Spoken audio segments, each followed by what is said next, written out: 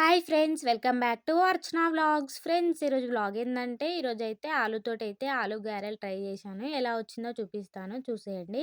అలాగే మీరు గిన ట్రై చేసి ఎలా వచ్చిందో కామెంట్ చేయండి.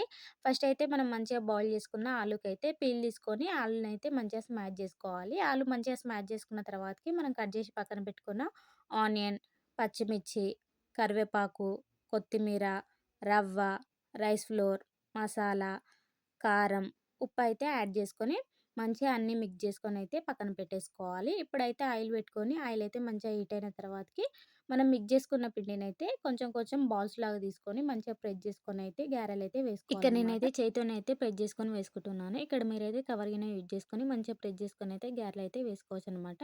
ఆయిల్‌లో వేసుకున్న తర్వాతకి మంచిగా డీప్ ఫ్రై చేసుకోవాలి. లైట్ బ్రౌన్ కలర్ వచ్చే వరకు మంచిగా డీప్ ఫ్రై చేసుకుంటే, మన వేడి వేడి ఆలు గారెలైతే రెడీ అయిపోయినాయనమాట. మీరు గిన ట్రై చేసి ఎలా వచ్చిందో కామెంట్ చేయండి. అలాగే వీడియో నచ్చితే ఒక లైక్ చేయండి and subscribe for more videos.